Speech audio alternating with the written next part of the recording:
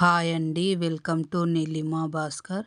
ఈరోజు కోడి కార్జాలు గ్రేవీ చేసుకుందాము. పావు కేజీ కార్జాలు, కొత్తిమీర, కలమాకు, ఆయిల్, ఆనియను 2 పెద్ద సైజు పచ్చిమిరపకాయలు 2, టమాటాలు, సాల్టు, దాల్చిన చెక్క, లవంగాలు, ఇలాచీలు, ధనియాల పొడి, గరం మసాలా, కారం పొడి, అల్లం వెల్లిపాయ పేస్టు, పసుపు. ఇది మంచిగా కార్జాలను కడుక్కొని కట్ చేసుకోవాలి. ముందు ఒక కుండ పెట్టి దాంట్లో కొద్దిగా ఆయిల్ వేసుకోవాలి. ఆయిల్ పోసిన తర్వాత 2 లవంగాలు, 2 ఇలాచీలు, కొద్దిగా షాజీరా, కొద్దిగా దాల్చిన చెక్క, ఒక ఆకు బగారాకు ఇవి వేసుకోవాలి. ఆయిల్ వేడెక్కినాక 2 పచ్చిమిరపకాయలు సన్నగా కట్ చేసుకోవాలి. 2 పచ్చిమిరపకాయలు కూడా వేయాలి. ఆనియన్ పెద్దవి 2 సన్నగా కట్ చేసుకొని వేసుకోవాలి. గోల్డెన్ కలర్ వచ్చేంత వరకు వేయించుకోవాలి. మంచిగా కలుపుకోవాలి మాడకుండా. గోల్డెన్ కలర్ వచ్చేంత వరకు కలుపుకోవాలి.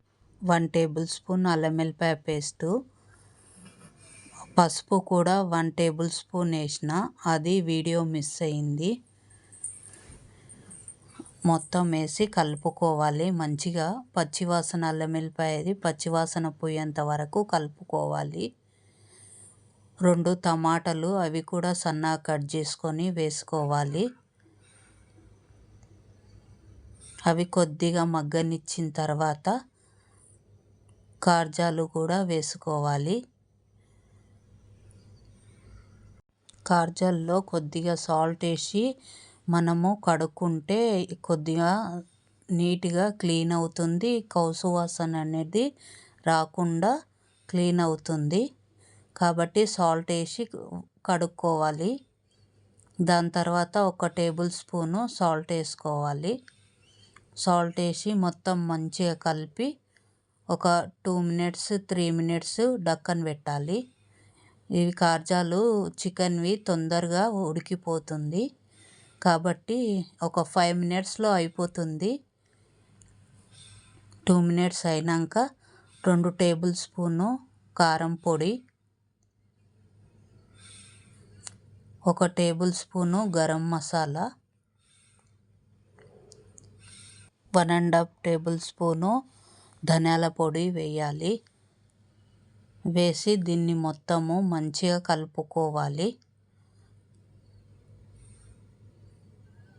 కలుపుకొని కారం పొడి, ధనియాలు, గరం మసాలా ఇవన్నీ వేసి పైన కొత్తిమీర, కలమాకు వేసి ఒక 2 మినిట్స్ మళ్ళీ ఉడకనివ్వాలి.